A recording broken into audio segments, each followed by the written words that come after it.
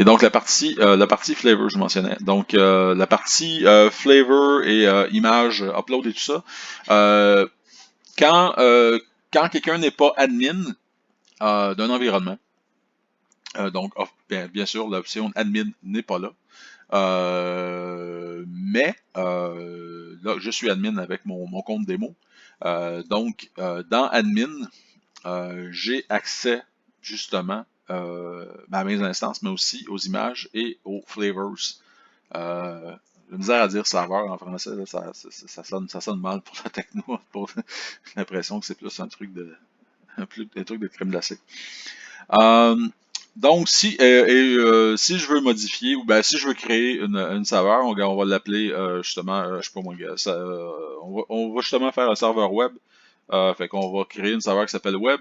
L'ID, je mentionnais, c'est automatique. Donc, si je mets aucune information, ça va juste donner une ID là, spécifique qui est générée là, de manière complètement random. BCPU, donc je veux dire 2 BCPU, 4 GB de RAM, un root disk de 20 GB, ça va être amplement suffisant. Le reste, est-ce que j'ai besoin de swap disk ou le reste ou des transfer factors? Pas vraiment. Donc ça va. Après ça, j'ai la partie flavor access. Donc je peux spécifier quel projet aurait accès à si je dois spécifier non, c'est seulement pour admin ou alt démo plutôt que démo. Mais si je touche à rien, je suis déjà dans le projet que je suis, donc tout va être disponible pour tout le monde. Donc je fais un create.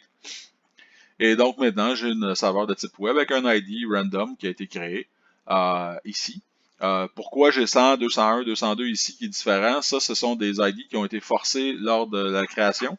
Magnum et puis les tests de Tempest qui sont des tests de ce qu'on appelle des smoke tests au niveau du déploiement d'OpenStack, créent ces éléments-là et leur donnent ces valeurs-là. Donc j'ai créé ma flavor web. Donc à chaque fois que je veux déployer un web server, ben peut-être que dans ce projet-là, que moi il s'appelle démo, ben tous mes web servers vont se ressembler. Donc ils vont avoir 2 vCPU, 4 GB de RAM et puis 20 GB de disque.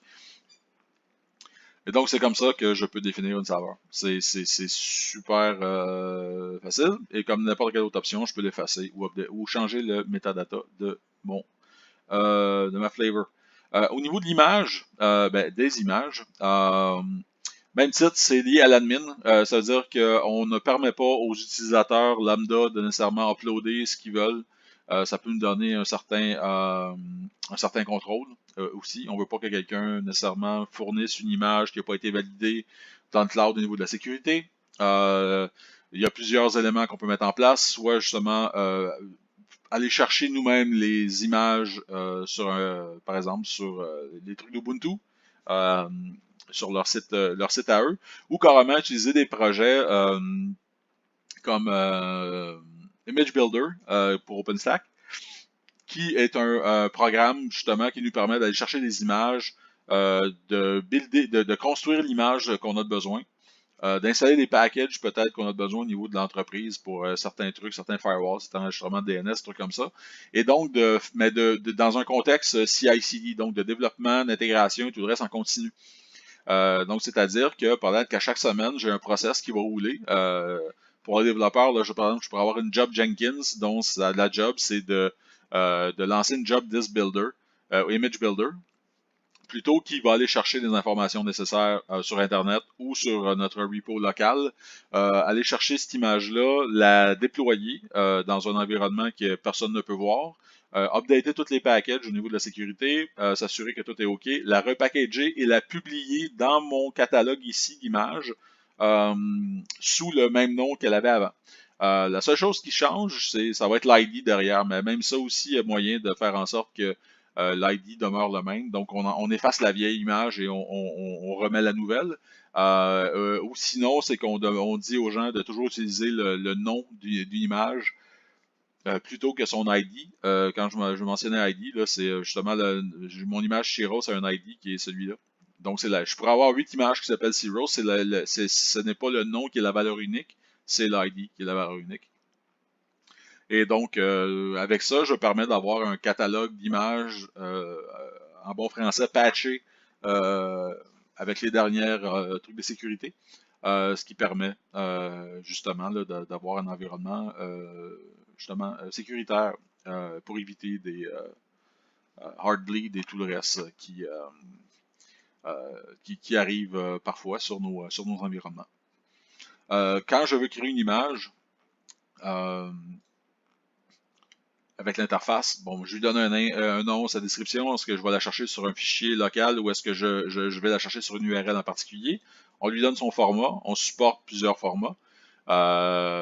Donc, des trucs de Virtuoso, des trucs justement raw image et tout le reste. Il y avait une question hier sur la partie comment je peux amener quelque chose d'Amazon vers mon cloud. Amazon permet d'exporter en format AMI, qui est leur format à eux. Et moi, je peux prendre ce format AMI et l'importer dans mon cloud OpenStack. Ce qui reste à prendre en considération, que j'ai mentionné hier, c'est que si l'image est petite, c'est peut-être pas un problème, mais sinon, ben, ça peut justement rajouter des coûts de trafic sortant pour la partie Amazon, justement quand on va chercher ce type d'image-là. Si notre application a vraiment été faite pour le cloud, dans ce cas-là, ce serait peut-être plus facile juste de redéployer l'application sur le nouveau cloud et de focusser, de transférer les données de base de données, peut-être qui étaient stockées chez Amazon aussi, ou non, si c'est pas le cas.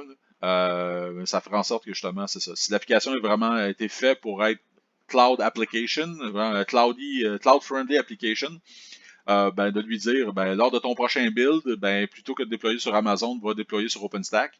Donc, dans ce cas-là, l'application va être déployée là. C'est juste une question de chercher peut-être les données justement de base de données. Et dans ce cas-là, le transfert est beaucoup plus petit. Et même s'il y a quand même des coûts qui seraient encourus, ça sera, on va parler de sous et non de dollars au niveau de dizaines de dollars ou de centaines de dollars, dépendamment du nombre de données qu'on doit aller chercher chez Amazon. La plupart du temps, ce qui va arriver, c'est que ça va être une image de type QCOW. On peut fournir certains paramètres au niveau du kernel au besoin, au niveau d'un RAM disk aussi. Si on veut publier le type d'architecture, ben, c'est vraiment juste du texte, donc on pourrait dire comme genre x86 ou genre 32 bits, 64 bits, des trucs comme ça. On peut spécifier un minimum et un maximum de RAM pour une image, ce qui fait que si j'essaie de déployer une image, par exemple, si genre je crée une image Windows Server 2012 R2, genre, ou Nano Server 2018 ou 2016 Beta, peu importe, je sais le minimum requis pour que cet OS-là fonctionne bien. Si je lui donne pas les paramètres minimum pour qu'il puisse s'exécuter, ben, ce qui va arriver, c'est que l'instance va se déployer, puis si on va voir la console, ben, souvent ce qu'on va voir, c'est qu'on va avoir un Windows qui va passer son temps à faire des blue screens parce qu'il y a pas, il manque de ressources pour être capable de s'exécuter proprement.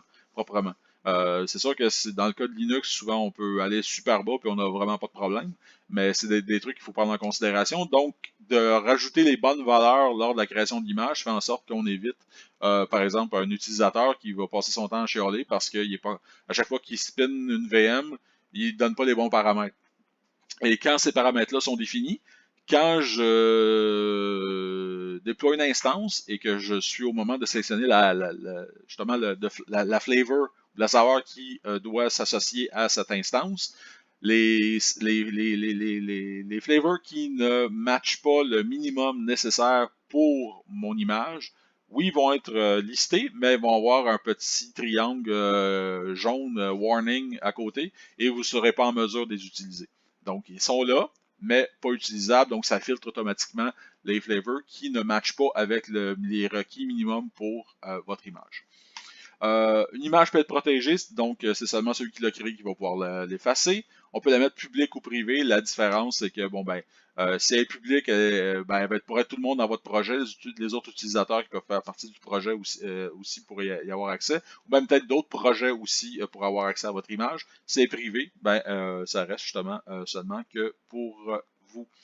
Alors, une fois que c'est fait, ben, on fait Create Image et puis ça apparaît ici au niveau de l'environnement. Avant que de me rendre à la partie load balancer, on a eu des questions hier au niveau de la partie volume. C'est quand même très important d'en parler. Même, je vais peut-être aussi parler de la partie Object Store, mais avant de me rendre à la partie Load Balancer. Donc, la partie volume, au niveau d'OpenStack, là, tantôt, j'ai démarré un volume, donc j'ai un volume iSCSI LVM là, qui a été mis sur DevHDA, qui est attaché à ma VM test. Donc, il est créé, il est créé là. On me demandait aussi, est-ce que je peux updater les informations euh, au niveau 2. La seule chose que je peux faire en ce moment, c'est avec la version Pike. J'ai pas la possibilité de dire que mon volume, genre, je veux le stretcher en bon français. Donc, ça va se faire avec la version Queen, justement, Queens, qu'on va l'avoir. Donc, et là, on parle, je me trompe pas, là, de peut-être février pour avoir cette option. Donc, si je veux créer un volume, ben, je peux aller ici, de créer un volume, plutôt que de lui donner un nom, là, ici, là, le volume, son nom, justement, c'est un ID, là, comme ça, mais je pourrais l'appeler, justement, mon volume. Donc, je vais dire, tu veux qu'il soit identifié par nom ou par ID, je vais dire, on va le laisser avec le nom. Je pourrais lui dire justement sur quel host il se trouve. Mais le truc qui pourrait être plus intéressant, ça serait d'aller, je vais revenir et puis je vais le mettre sur, je vais aller couvrir la partie snapshot euh, pour, euh, pour continuer la démo. Snapshot, j'ai aucune snapshot en ce moment. Si je vais au niveau du projet puis que je vais au niveau des volumes, ça va être pas plus intéressant. Parce que j'étais au niveau d'admin, je trouvais que j'avais des petits problèmes là. Ça a un petit peu plus de sens là. Euh, C'était juste au niveau de l'admin. Donc moi, en tant qu'utilisateur, donc pas d'admin, mes volumes. Donc là, j'ai toujours le même que tout à l'heure qui était là. Je peux faire des transferts je peux faire des transferts justement là je peux faire des transferts soit entre projets avec des clés spécifiques. Là. Donc, je pourrais faire en sorte là, justement de transférer un volume d'une VM à un autre ou d'un projet à un autre avec cette option-là, ce qui est très pratique. Au niveau des volumes existants, je peux l'attacher ou le détacher, créer une snapshot. Donc, une snapshot, c'est un point in time. C'est un backup, justement, un instant T. Et après ça, je peux avoir des deltas qui sont mis là. Après ça, j'ai la partie euh, Create Backup, donc c'est vraiment un snapshot full de l'image et pas juste un point in time. Et dans lequel aussi je peux après ça aller les rechercher, restaurer mon information. Je peux changer le type de volume. En ce moment ici, il n'est pas, il est pas défini. Mais on sait que c'est un type LVM. Là. Donc, ça veut dire que ça me permet de le stretcher.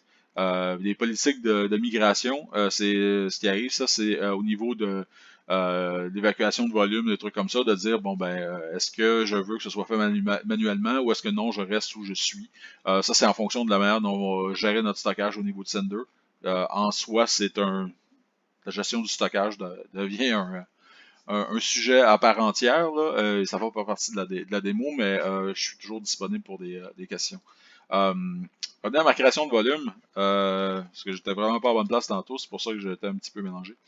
Euh, donc, est-ce que je veux un volume qui est basé sur une image existante? Je pourrais. Dans ce cas-là, c'est-à-dire sur quelle image. Donc, je pourrais carrément faire un volume Cirrus que j'attache à une VM Cirrus, et donc j'aurais Cirrus dans Cirrus. C'est sûr que j'ai pas deux OS qui boot, là, c'est juste qu'il serait attaché en tant que bloc. Dans ce cas-là, moi, non, je veux un volume qui est complètement vide. De quel type? Ben, on va dire c'est du LVM, et je vais lui dire, ben, mettons, je veux 5 gigs et dans la zone de disponibilité de Nova. Donc, j'ai un volume qui est là, tout simple. J'ai pas de snapshot dessus, j'ai absolument rien. En ce qui concerne les backups et snapshots, c'est juste les listes qui sont ici. C'est-à-dire si j'avais justement euh, des, euh, des backups ou des snapshots, je pourrais aller là. Donc, ça serait peut-être bien de l'attacher en quelque part. Donc, tu vois, ici, vu qu'elle n'est pas attachée, je suis en mesure de faire extend volume parce que, bon, entre autres, j'ai pris LVM, donc ça aide énormément. Et je peux créer backup et tout ça et faire tout le reste aussi, l'effacer. Mais manage attachment pour être bien. Donc, en ce moment, de dire, on va l'attacher à la VM de test qui roule toujours. Donc, on est en train d'attacher le volume.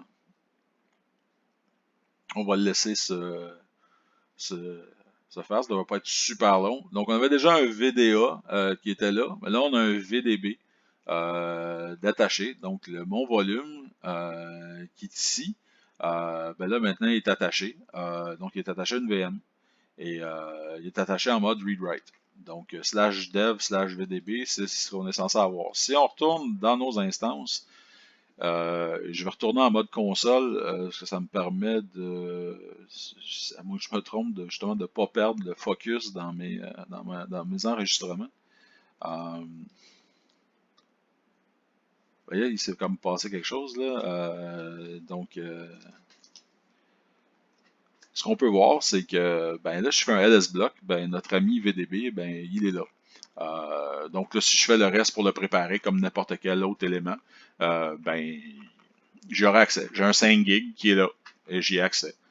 Si je retourne à mes volumes et que je décide de dire que mon volume ici, je décide mon 5 gig de le détacher.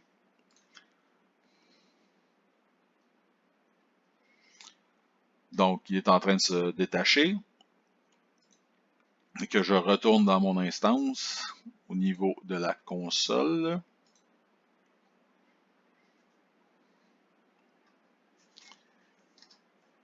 Ah, regardons, il n'est plus là. Donc, j'ai été capable détacher un volume live. C'est sûr que là, il n'était pas partitionné, prêté tout ça, mais ça, on peut faire un MKFS ou juste le préparer comme n'importe quel volume qu'on attache à une instance Linux.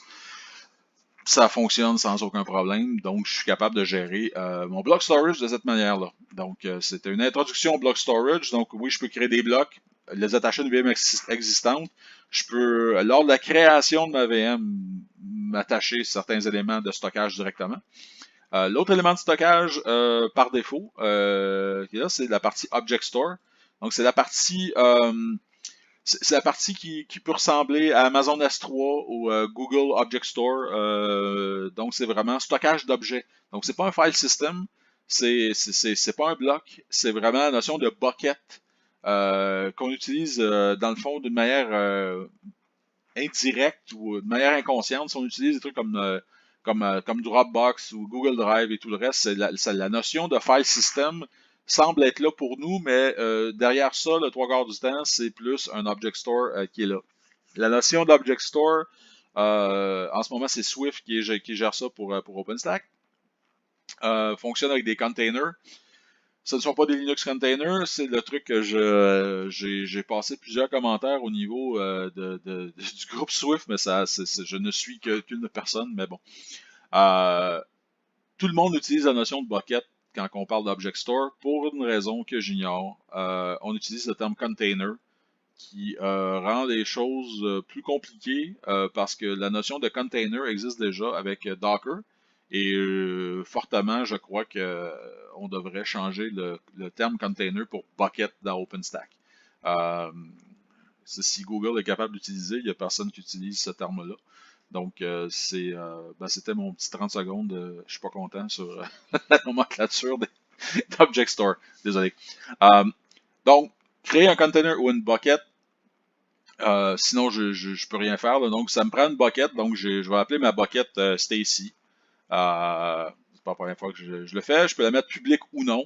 C'est-à-dire que si c'est pas public, c'est seulement à moi pour l'accéder. C'est-à-dire qu'avec mon API, je pourrais accéder à certains objets en format blob, si on utilise un terme de base de données, qui sont mis dans des buckets. Donc, c'est carrément, plutôt que d'accéder comme dans Windows Explorer ou n'importe quel file system où est-ce que j'ai une hiérarchie de folders et tout ça,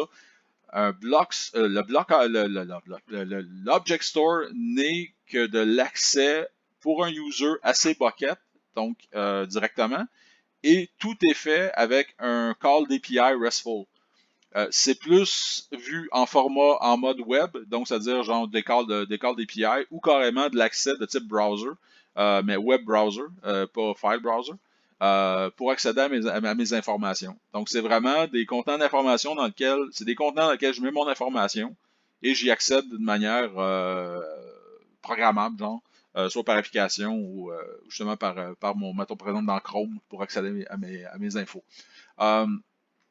Donc, dans mon cas, container, je le mets public.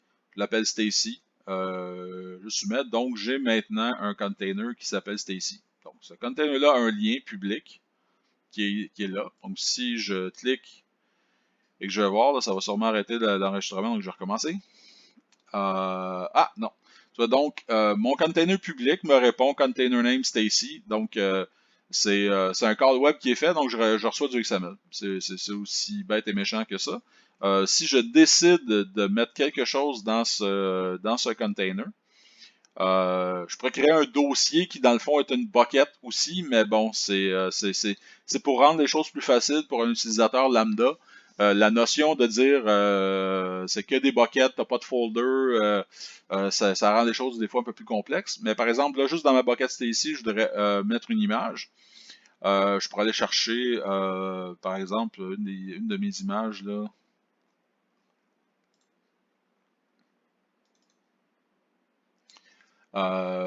Ici, donc le logo OpenStack, je vais l'uploader.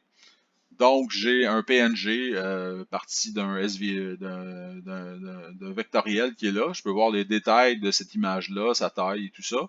Je pourrais carrément le redownloader si je veux. Mais si on va revoir notre ami en haut ici et qu'on rafraîchit, ben maintenant, dans la bucket Stacy, il y a effectivement un objet qui s'appelle OpenStack Logo et qui est là. Donc, techniquement, si je prenais ce nom-là qui a été mis et que j'essaie de l'amener en haut après mon nom, c'est quoi que j'ai fait là?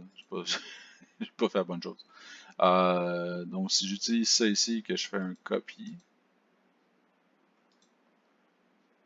pour une raison que j'ignore, il veut pas que je fasse une copie, il est pas heureux.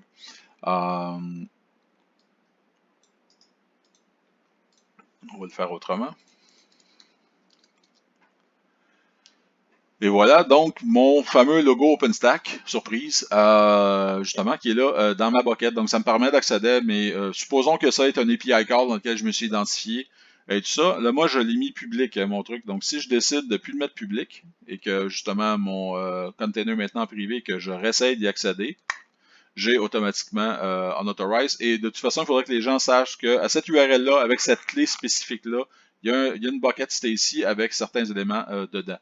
Donc là, c'est ça, là, je suis directement sur Internet. Donc je peux effacer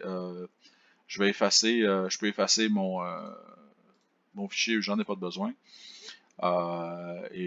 Donc, une fois que ça c'est terminé, ben, j'ai ma liste de buckets et je peux également déliter ma bucket qui est là. Ce qui fait que personne ne peut venir uploader des trucs dans ma bucket étant donné que mon URL est public. Donc, s'il vous plaît, un petit peu de gêne. Donc, la notion de container pour Object Store, c'est quand même très simple. Mais il faut prendre en considération ça, c'est pour stocker certains objets, ça peut être n'importe quoi. Je pourrais stocker un document, je pourrais stocker une image, je pourrais stocker de la vidéo, je pourrais des trucs qui sont statiques et qui vont pas changer, ou parfois des trucs auxquels j'ai besoin lors d'un processus XYZ, où est-ce que je veux avoir le contrôle sur mon environnement. J'ai pas besoin de créer un bloc device pour stocker des données permanentes dans OpenStack. Surtout quand le bloc n'est accessible que par une VM parce qu'elle l'a monté. Là, ce que j'ai, c'est vraiment quelque chose auquel je peux donner accès à qui j'ai besoin. Et avec les bonnes clés, les gens peuvent aller chercher l'information. Donc, ça peut être autant une application qui a besoin de cette information-là ou quelqu'un d'autre avec qui je travaille qui aurait besoin de cette information-là. Donc, ça fait un point central d'information pour aller pour partager cette information. Donc, c'est la partie Object Store. Encore là, c'est un peu haut niveau, mais c'est juste pour démontrer ce qu'on peut faire avec justement la partie container ou Object Store et les buckets. Il y a d'autres éléments ici, c'est que moi j'ai déployé plus que la base pour mon OpenStack. La partie orchestration, c'est la partie Heat. Donc, il me permet une élasticité d'application et tout ça. C'est un peu en mode c'est une notion plus avancée, donc je ne la couvrirai pas dans cette partie-ci. Partie Container Infra ici, c'est la partie que je parlais de Magnum, où est-ce qu'on peut définir des clusters et tout ça. Donc, de dire, par exemple, je voudrais créer un cluster qui s'appelle blablabla à partir d'une template qui existe, et puis ma template serait genre Kubernetes, et puis je pourrais déployer mes trucs là. Ça, c'est un module qui peut être utilisé. D'autres modules, il y a le module DNS aussi. Donc, le module DNS permet justement de faire en sorte que chacune des instances que je vais spinner en bon franglais, plutôt que d'avoir un nom qui va s'appeler test, peut-être qu'il va avoir test.mondomaine.com, puis elle va s'enregistrer automatiquement avec sa floating IP au niveau du DNS, ce qui fait que comme ça, j'ai pas de problème et je peux justement, je suis en mesure d'aller la chercher. Donc, le prochain test, de toute façon, je vais détruire mon instance qui est là. Et la dernière partie, ce que je voulais couvrir, c'était la partie load balancer et tout ça. Il y a la partie authentification, identité aussi. C'est vrai que je voulais mentionner ça. Il y a la notion de domaine. Je veux dire, en ce moment, j'ai seulement le défaut qui est là. Je pourrais créer un nouveau domaine qui s'appelle mondomaine.com. Genre mon domaine. Aussitôt que mon domaine est créé, il est là, il est actif. Mais le seul moyen d'y aller, c'est de donner de prendre le contexte de ce domaine-là. Et une fois que je suis dans ce domaine-là, j'ai une nouvelle structure de projet, de user, de groupe et tout ça que je dois mettre en place. Mon domaine pourrait être juste un domaine comme ça parce que j'ai pas nécessairement de lien Active Directory ou LDAP et tout ça, mais je veux m'en servir. Mais dans le cas d'un lien avec Active Directory ou LDAP, le fameux domaine, on créerait un domaine, genre mondomaine.com, et qui est un mapping exact du domaine qu'on doit utiliser pour s'identifier. Et il va y avoir un fichier de config qui va dire à Keystone, qui est la partie authentification et gestion, la partie AAA, là, Authentication, Authorization and Access, qui a le droit à quoi, et de dire, quand que l'utilisateur X essaie de se connecter avec le domaine Y ou mondomaine.com, prends cette information-là et passe-la à AD ou LDAP pour valider l'authentification. Après ça, tu me retournes le OK, le go, no-go pour cet utilisateur-là. Donc, on va rester avec ça, c'est justement que la notion de domaine qui est mise en place. Donc, c'est vraiment, on a la notion, on a la notion utilisateur de base, le plus petit élément. Donc, utilisateur, moi, par exemple, un utilisateur démo. J'ai la notion de groupe, dans lequel c'est un regroupement d'utilisateurs, assez évident. Un projet, la notion de projet. Donc, dans le projet, je peux avoir des utilisateurs ou des groupes au niveau de la hiérarchie. Un utilisateur peut faire partie de plusieurs projets. Et après ça, j'ai la notion de domaine qui vient chapeauter le tout. Donc, en termes de hiérarchie, j'arrive justement à ségréguer mes utilisateurs, mes groupes de manière plus simple. Ce qui n'était pas le cas dans les débuts d'OpenStack, la notion de domaine n'existait pas. Et donc, ça rend les choses beaucoup plus simples. La partie projet, un peu comme la partie domaine, là en ce moment, j'ai démo, aldémo et admin qui existent. J'ai un projet qui s'appelle service. Le projet service est pour tout l'ensemble de tous les services qui roule, entre autres, par exemple, Keystone, qui fait partie du projet service. Donc, je peux justement, par exemple, pour admin, genre, qui est dans admin, je pourrais avoir mes utilisateurs, quel project group il existe, l'information sur le projet en cours, je peux mettre, et le quota, les fameux quotas pour le projet. Donc, combien de vCPU, combien d'instances. Donc, si je prends le projet de démo dans lequel je suis et que je vais voir les quotas, je dis que j'avais 10 instances maximum, donc mon 10 est là. Mais si je décide de mettre ça à 15, étant donné que je suis admin de mon propre projet, je devrais être en mesure de ne pas avoir d'erreur. Et donc, maintenant, je suis en mesure de faire un peu plus que 10. Donc, je peux éditer, je peux modifier les quotas, je peux effacer les projets, je peux éditer un projet. Utilisateur, même truc, je crée un utilisateur. Je peux l'assigner un projet. Si le projet n'existe pas, je peux créer le projet directement. Je peux définir le rôle d'utilisateur, définir son mot de passe, son email et tout le reste. Comme n'importe quelle gestion d'utilisateur, il n'y a rien vraiment de spécifique. La notion de groupe, justement, parce que je vais juste dire genre mon groupe. Et donc, qui fait partie de mon groupe? Ben, on va aller chercher des utilisateurs et puis on va les mettre dedans. C'est aussi simple que ça. La partie rôle, bon, il y a des trucs comme reseller admin, des trucs comme ça qui sont vraiment spécifiques, mais on peut créer des rôles va être super original, là. Genre mon rôle. Et on pourrait y passer de l'information spécifique. Mais dans le cas de... et ces rôles-là sont mis dans un fichier de config géré dans Keystone. Malheureusement, dans le UI, on ne peut pas l'éditer pour l'instant. Donc, c'est plus facile de gérer la partie admin. Justement, la partie administration par ici. Si je crée un nouveau rôle, je voudrais genre... je sais pas moi, super user à la place de user ou member, par exemple, d'un groupe, ben, je devrais aller après ça modifier des fichiers qu'on appelle des fichiers de policy, donc des policies qui sont faits en JSON, donc policy.json pour dire, bon, ben, qui a le droit de faire tel truc, donc c'est ceux qui ont le rôle, par exemple, mon rôle, ou qui serait comme mon super user, et donc là, il faut aller jouer là-dedans. Donc, c'était juste pour le démontrer. Donc, c'est quelque chose qui, avec l'interface d'une version à l'autre, évolue. Et donc, c'est quelque chose qui peut être aussi géré, qui va être éventuellement gérable à partir de là. En ce moment, c'est juste de créer l'élément.